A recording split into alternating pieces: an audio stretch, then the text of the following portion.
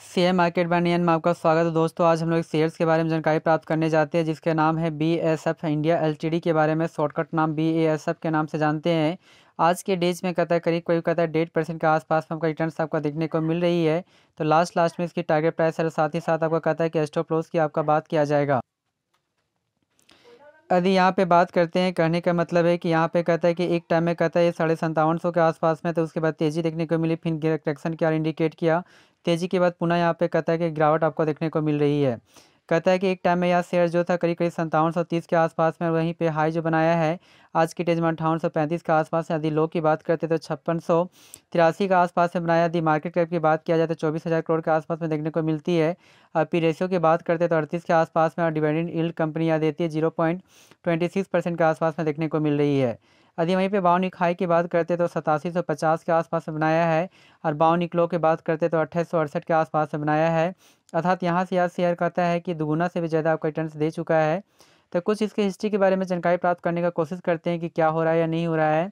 तो यहाँ पे कहते हैं 5 डेज के डेटा को चेक किया जाए तो 5 डेज में तो आपका रिटर्न्स आपका इतना अच्छा तो नहीं दिया है, लेकिन ठीक ठाक है, 3% के आसपास में देखने को मिलती है। एक टाइम में 5600 के आसपास में था, उसके बाद बहुत टाइम तक आपका सपाट बनाने के बाद कुछ करेक्शन इंडिकेट हुआ, फिर तेज़ी, फिर करेक्शन की मोड में आपका चला गया है। यदि वहीं पे एक मंथ के डाटा को चेक किया जाए तो एक मंथ में जो रिटर्न्स देता है करीब करीब 10% के आसपास में। एक टाइम में कहता है 6500 के पास में आपको पहुंचने का कोशिश किया, फिर गिरावट देखने को मिली, फिर तेजी हुआ, फिर करेक्शन के मोड में इंडिकेट किया, फिर बहुत टाइम तक ये सपाट बनाए हुए है। यदि 6 मंथ का डाटा को चेक किया जाए तो 6 मंथ में कुल मिलाकर 17% के आसपास में आपका पॉजिटिव रिटर्न्स देने का दमखम रखता है। एक टाइम में यह शेयर कहता है 5000 के आसपास में था, यहाँ से तेजी के बाद एक करीब करीब कहता है कि 6800 यानी 7800 के लेवल को क्रॉस करने का कोशिश किया, फिर आपको कहते हैं यहाँ से सपाट बनाने का कोशिश किया, फिर यहाँ से तेज़ी देखने को मिली जो 8200 के लेवल को छूने का कोशिश किया गया है, फिर करेक्शन के बाद तेज़ी देखने को मिली, उसके बाद लगातार यहाँ से करेक्शन क्या इंडिकेट किया गया है। यदि वहीं पे एक साल का डाटा को चेक किया जाए तो एक साल में जो आपका रिटर्न जो देता है कुल मिलाकर 86% के आसपास में देखने को मिलती है।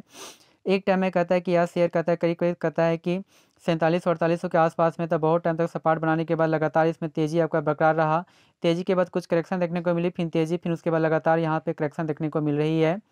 यदि यहाँ पे बात करते हैं 5 साल का डाटा को चेक करते हैं तो 5 सालों में जो आपका रिटर्न्स देता है जिसमें आपका कहता है 500% के आसपास में देखने को मिल रही है।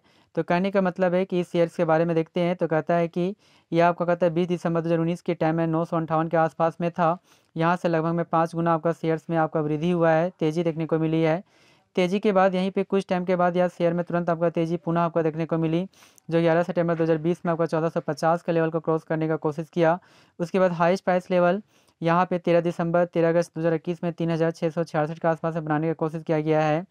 यहाँ से गिरावट भी देखने को मिली, जो 22 अप्रैल 2022 में 2687 के आसपास में देखने को मिली है।